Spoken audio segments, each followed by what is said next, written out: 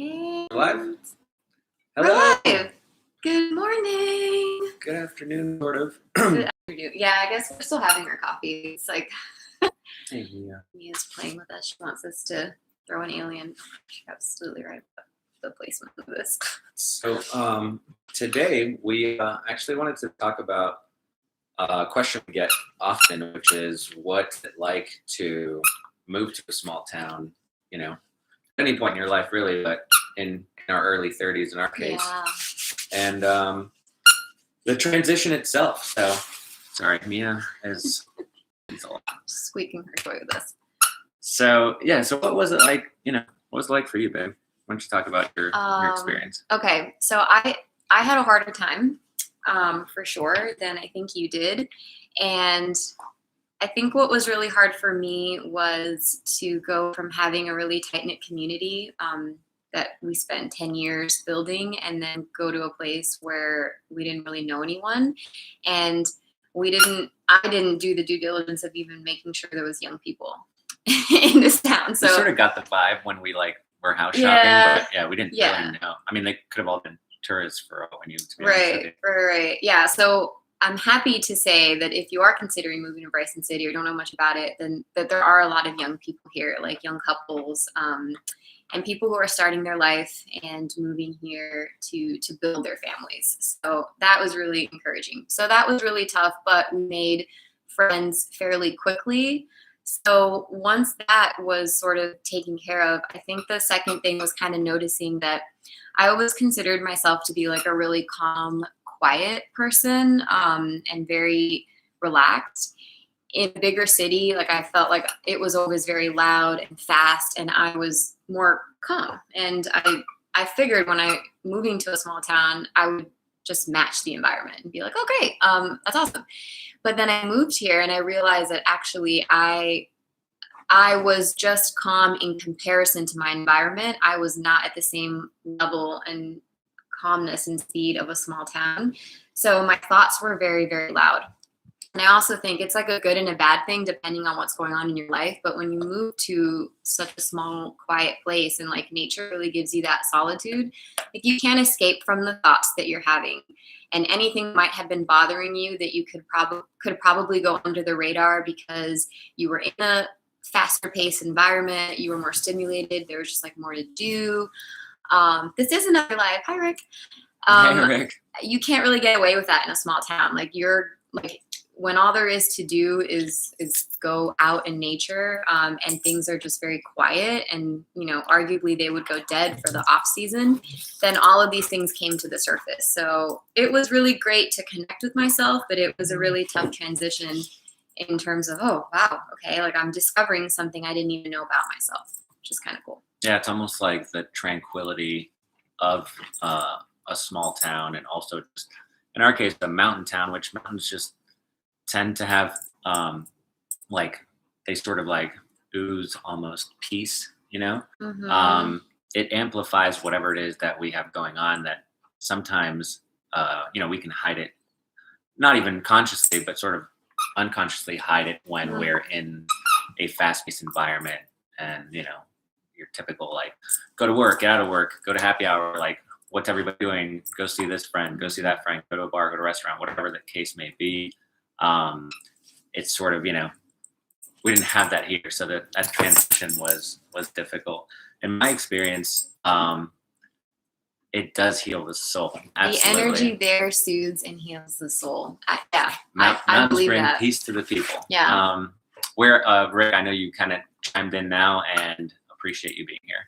We were talking about transitioning to small town life from a big city, and so Cris just shared her experience.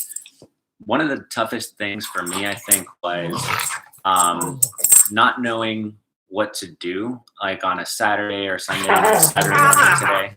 Whoa, sorry, dogs are So around. But anyway, so there's enough breweries and bars and stuff like that to go to, but I think what I realized, the transition actually was a mental transition. And it was just based on whenever I was like, okay, so it's Saturday, what are we going to do? My mind went more toward like, what are we going to consume? Because there was no real idea that I would have on like what to do without consumption being part of it. And maybe that's not everybody's case, but I think I was sort of like slightly like trained by living in a big city that there's always so much to do, but really it's in a consumption forward kind of manner.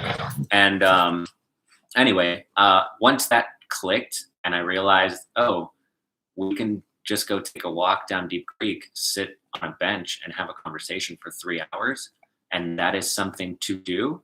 Well, now there's not just, 2 breweries and a couple of restaurants. Now there's a billion things to do, because the minute that becomes available as an option, and it's not consumption forward at all, but it actually clicked in my mind that we can do that. We can go take a walk by a river.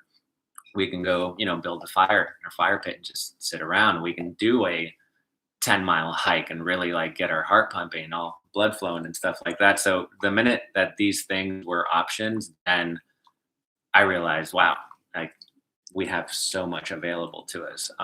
So that was a transition, but it wasn't really, it was just the way I was looking at it, I guess I would say, right? Yeah, I think so. And I think I do also want to mention, because I think we get this question a lot from people that are wanting to move here, and they're like, what is there to do?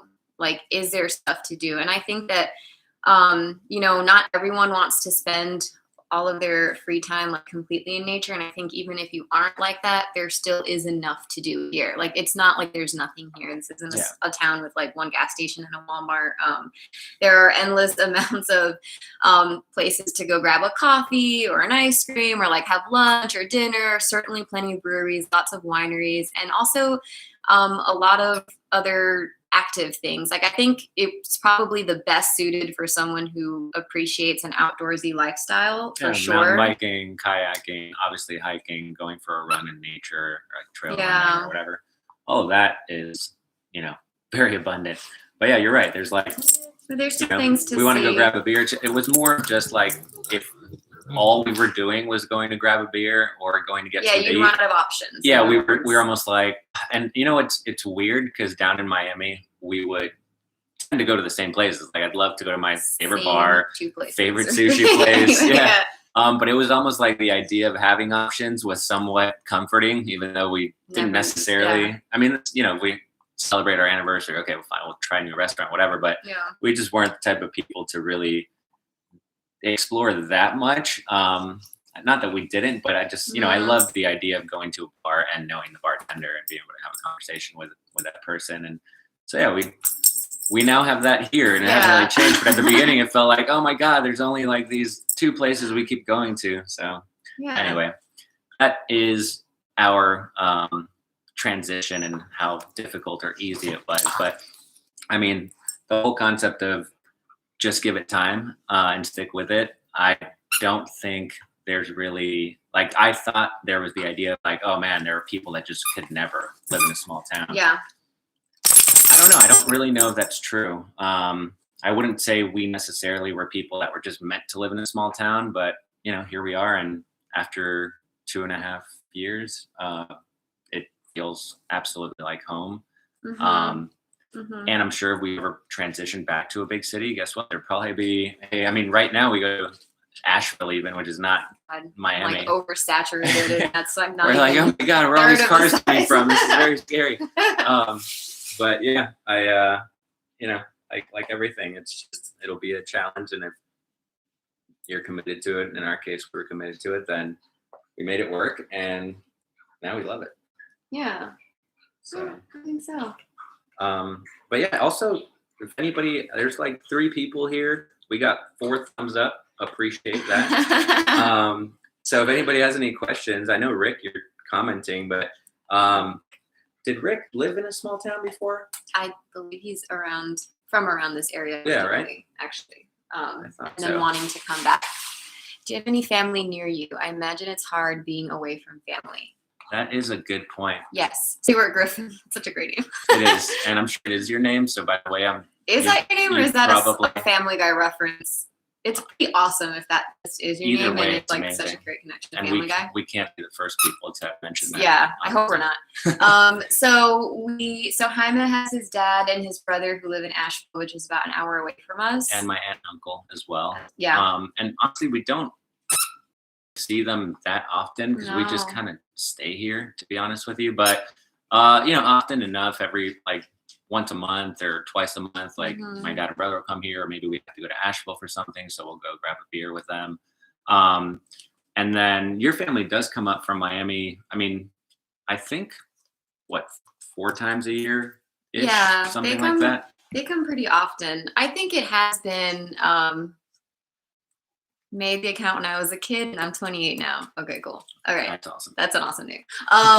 So yeah, it is hard sometimes with family and friends, to be totally honest with you. And I think sometimes when we think about starting our own family, it might be more of a pain point then.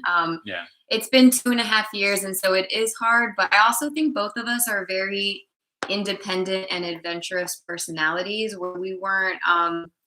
I don't know, like we're not typical in the sense that like some people, they just couldn't survive without their family being super close, that they like have to see them every day, and it's that kind of a thing. And like we love our families. I talk every day to at least one person in my family, but I think we're more of like the stray cat of our families. Yeah, I have to like describe it in a way, like we have that personality trait. I moved to Spain with my family when I was 14, back to Spain, and then I was 16 or 15, turning 16. I was like, I'm going back to Miami, and I kind of went back on my own ish. I lived with my aunt and uncle for 2 years until I finished high school, but essentially I was away from my tight knit mom, dad, brother family. And then when I turned 18, I went to school, and I was on my own since. You were in a different country from your parents. It was for a long time. So I was living very far away. Recently. This is actually the closest I've been to my family in a while. But anyway, I think actually friends is a little bit of like, we have a really close group of friends in Miami, like and they are family. They definitely are. And so that was definitely a tough sort of transition, but it was helpful that we made friends, and everybody here in Bryson City was so welcoming, so cool. incredibly welcoming. People. And so that's our dogs are. This was knocked down. One more quick thing. It's like I'm from North Georgia, awesome, but lived most of my adult years in Macon. Is that how you pronounce that? Yeah. And moved to Columbia and work in Myrtle Beach, but want to move to Bryson or Silver area. Awesome. All right. So yeah, you're totally. I mean, I would consider you like somewhat local. I mean, yeah. Well, you've lived in a small town, so there's a similar vibe. Yeah. Super cool. So yeah, like that's what it's been like for us. We're probably going to sign off, but if you're either just getting on now, or you're watching this when it's not live, if you just drop us any questions in these comments, we'll definitely, you're welcome. Appreciate the questions. Stuart Griffin. Yes. I love that name. I really do. Thank you for being open and honest. Yeah. Well, you're most welcome. Thank you for coming on here and commenting. We actually really, really appreciate that. We love getting comments. Like, actually, I wake up in the morning, I have my coffee, and then we talk about comments together. Thank you. My husband and I are watching. Nice, watching. Happy Easter. Happy Easter, everybody. well. Everybody. That's cute. I like that. I like a good dad joke. So just leave us a comment. Let us know if there's any questions that you have about moving. Oh, nice. Okay, you want to move to Western North Carolina. I'm probably gonna butcher this, but I'm gonna go with Angelia. Angelia. I'm gonna go with Angelia, which is beautiful. You can either comment back with Cris or Jaime. Who's right? Fucked up your name, or we got it right. That's okay. I get called Jamie like every day of my life, so you're no stranger. Angelia, that's a very pretty name. That's how you pronounce it. So, Stuart, me and my girlfriend are coming up next month and staying at the Blue Moose Cabin in town. Would love to stay in your Airbnb when it's up and running. We'd love to have you. Yeah, absolutely. We have not heard of the Blue Moose. What a cool name. Yeah, we'll Google that. That's cool. Yeah, neat. Okay, we have a one-page guide I'm going to drop here if you're interested.